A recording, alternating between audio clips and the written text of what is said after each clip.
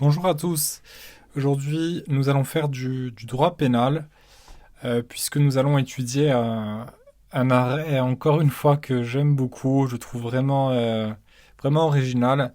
Il s'agit d'un arrêt de la Chambre criminelle de la Cour de cassation du 13 novembre 2024, qui concerne la qualité à agir ou non pour une personne qui est filmée.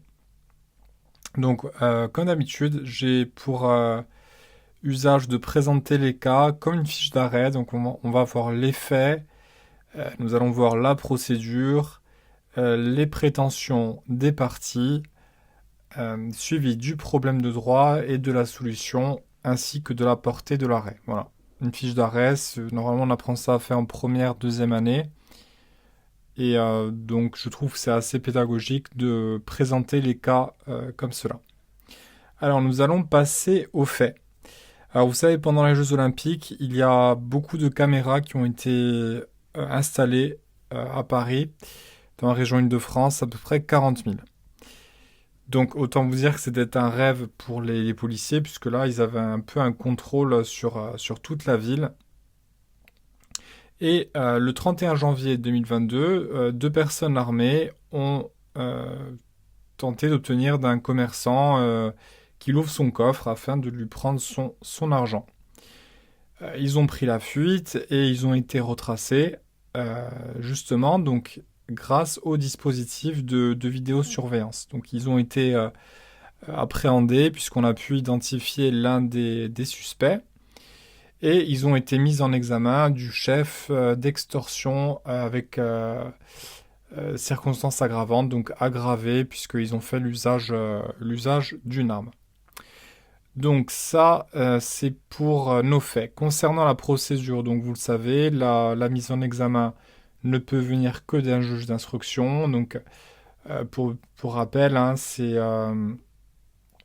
quand on procède à une mise en examen, c'est pour avoir des moyens d'investigation renforcés. On estime qu'une simple enquête policière ne suffit pas.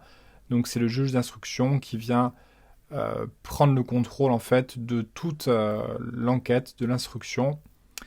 Et là, c'est pour ça qu'on a nommé un juge d'instruction. Donc, le juge d'instruction est saisi, il mène son enquête et il décide donc qu'il y a assez d'indices graves et concordants. Et donc, voilà, il procède à la mise en examen des suspects. Les suspects vont contester cela. Alors, vous savez, quand on veut contester des actes, on doit saisir la chambre de l'instruction. C'est elle qui va décider ou non de la validité ou non des actes du juge d'instruction. Donc en fait, on saisit la chambre de l'instruction et c'est là qu'on peut demander toutes les nullités, exceptions de nullité et tout ça. Donc là, il saisit donc la chambre d'instruction, donc dans le but de contester l'exploitation de ces vidéos. En gros, voilà, ils disent vous n'avez pas le droit de nous filmer et donc et aussi donc surtout de contester l'exploitation de la vidéo. Les policiers n'avaient pas le droit de recourir à ces vidéos pour les identifier. Donc ça, c'est pour l'aspect procédural. Alors, qu'est-ce que soutiennent les parties donc devant la chambre de l'instruction? Quels sont leurs moyens? Vous savez, on dépose des conclusions. Donc, que se passe-t-il concrètement dans les conclusions? Euh, le suspect dit qu'en fait, il a intérêt à agir, donc il a qualité pour demander l'annulation de cette exploitation de vidéo. Il dit que voilà, les policiers n'étaient pas du tout habilités, puisque vous savez que normalement c'est sur réquisition qu'on peut exploiter des vidéos. Enfin, ça se fait pas comme ça. C'est pas n'importe quel policier qui peut exploiter des vidéos à son gré. Il y a toute une procédure derrière. Et en gros, il dit le policier n'était pas apte. Il aurait fallu une autorisation et tout ça et tout ça. Au contraire, la chambre d'instruction dit que le policier était habilité, mais aussi, et c'est là le cœur de l'arrêt un peu, euh, la chambre d'instruction nous dit que euh, le suspect n'a pas qualité à agir, c'est-à-dire qu'il n'est pas apte à demander l'annulation de l'exploitation de cette vidéo, puisque il conteste apparaître sur la vidéo. De ce fait, le suspect en fait dit « je n'apparais pas sur la vidéo », et donc la chambre d'instruction rappelle que seule la personne qui apparaît sur la vidéo est apte à demander l'annulation de la vidéo. Bien sûr, en fait, elle vient de nous dire que il faut avoir qualité à agir. C'est-à-dire que si demain on exploite une vidéo, voilà, donc de la personne là, donc qui a été en train donc d'extorquer quelqu'un, eh bien pas tout le monde peut demander à ce que cette vidéo soit annulée, puisqu'on n'a pas qualité à agir. Seule la personne qui apparaît sur la vidéo a qualité à agir. Et là, la personne, le suspect dit, ben moi je n'apparais pas sur la vidéo. Ben, la chambre d'instruction dit, eh ben en fait, vous dites que vous n'apparaissez pas sur la vidéo, donc vous n'avez pas qualité à agir, puisque vous n'apparaissez pas sur la vidéo. Et donc la chambre d'instruction va en venir un peu un petit stratagème en lui disant, ben voilà, si vous voulez avoir qualité à agir, il faut que vous reconnaissiez que vous apparaissez sur la vidéo, et là vous aurez qualité à agir et vous pourrez, le cas échéant, demander l'annulation donc de l'exploitation de cette vidéo dans la procédure. Alors vous voyez un peu la position inconfortable dans laquelle elle place le suspect, puisque en fait ça va à l'encontre des principes du droit de la procédure pénale, donc qui voilà, le droit de ne pas s'auto-incriminer, et là on comprend bien que le dossier ne tient plus. Si la personne reconnaît être sur la vidéo, ben, on le voit, hein, on voit dans les images la personne extorquer l'autre, on voit mal comment son dossier va tenir la route. En gros, elle se tire une balle dans le pied pour toute la procédure. Alors certes, elle pourra avoir qualité à agir pour demander à ce que la vidéo soit annulée, mais en admettant que c'est elle qui est sur la vidéo, ben là, on peut plus, je vois pas comment on peut défendre un tel client par la suite. Et donc, vous voyez bien qu'il y a un petit souci à ce niveau-là. Et donc, on va revenir au problème de droit. Est-ce que, pour avoir qualité à agir, la personne qui apparaît dans une vidéo en flagrant délit doit admettre que c'est bien elle dans la vidéo pour avoir qualité à agir. Voilà pour notre problème de droit. Alors, on va venir maintenant à la solution. Que va nous dire la Cour de cassation? Et bien sûr, l'autre problème de droit, c'était est-ce que les policiers étaient habilités à exploiter la vidéo, hein? Ça, c'est le problème. Mais voilà, moi, je me suis concentré sur ce point-là, sur ce moyen-là, parce que je trouve tout à fait intéressant. Alors, la Cour de cassation, qu'est-ce qu'elle nous répond sur ces deux points? Et vous le savez, un petit rappel procédural. Donc voilà, le juge d'instruction fait les actes. Ensuite, quand on veut demander que certains actes soient annulés, on saisit la chambre de l'instruction. Et si la chambre de l'instruction répond défavorablement, eh bien on se pourvoit en cassation. Et là, c'est la Cour de cassation qui ne juge pas le fond, mais qui vient contrôler que le droit ait bien été appliqué. Donc là, est-ce que le droit a bien été appliqué? La Cour de cassation nous dit que le fait d'imposer au suspect de reconnaître qu'il apparaisse sur la vidéo n'est pas juste, puisque ça contrevient donc à le droit de ne pas s'auto-incriminer.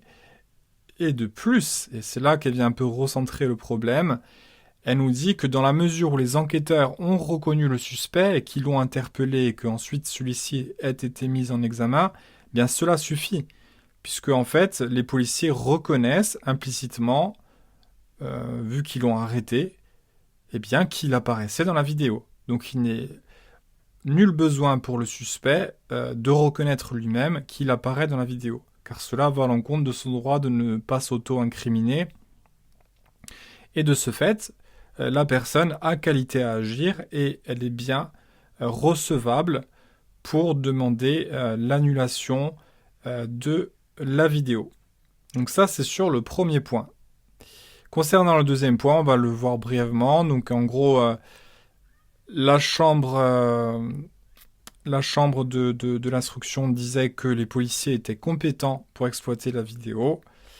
Eh bien là, on va pas entrer dans les détails, mais en gros, la Cour de cassation nous dit que il n'était pas compétent, il n'était pas habilité de manière expresse, et que donc seules des réquisitions auraient pu permettre une exploitation valable. Donc il aurait fallu une réquisition, donc un acte express qui autorise les policiers à exploiter les vidéos.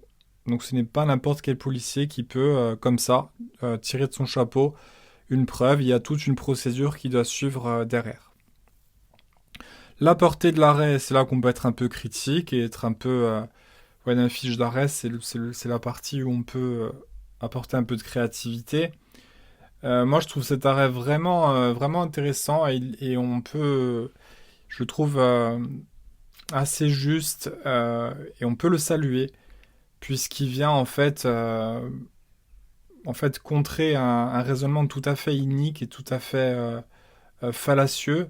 Donc, où on impose à la victime d'admettre qu'elle est dans la vidéo, ce qui équivaut en gros à une auto-incrimination et à un aveu presque, hein. On peut même dire que c'est un aveu, puisqu'on est pris en flagrant délit et on dit c'est moi qui apparaît dans la vidéo, euh, pour qu'ensuite cette personne ait qualité à agir, pour contester la vidéo. Je trouve que c'est totalement un raisonnement qui ne peut pas tenir la route, et moi je salue vraiment cet arrêt de la Cour de cassation qui vient nous dire que à partir du moment où les enquêteurs ont interpellé le suspect et que celui-ci ait été ensuite mis en examen par un juge d'instruction, cela suffit pour lui donner qualité à agir, puisque les policiers, en l'interpellant, eh bien, euh, pour l'interpeller, il faut bien qu'on l'ait reconnu, et c'est la vidéo qui a permis cette reconnaissance.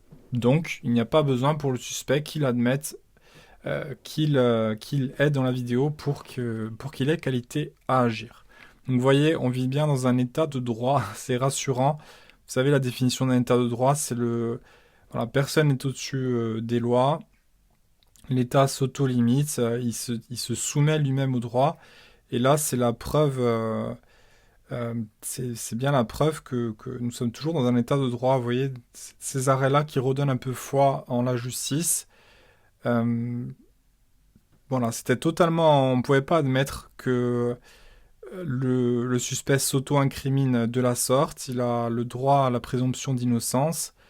Et là, ça serait complètement bafoué. Et des principes comme ça, eh bien, seraient totalement bafoués et battus en brèche si à côté, il y a des stratagèmes de la sorte. Ça ne vaut plus rien. Donc là, on salue vraiment cette décision de la Cour de cassation, donc un arrêt en date du 13 novembre 2024. Voilà, alors j'espère que cet arrêt vous a intéressé. N'hésitez pas à commenter, à partager et à liker si voilà, vous avez une opinion sur le sujet. Et moi, je vous dis à bientôt donc pour d'autres vidéos.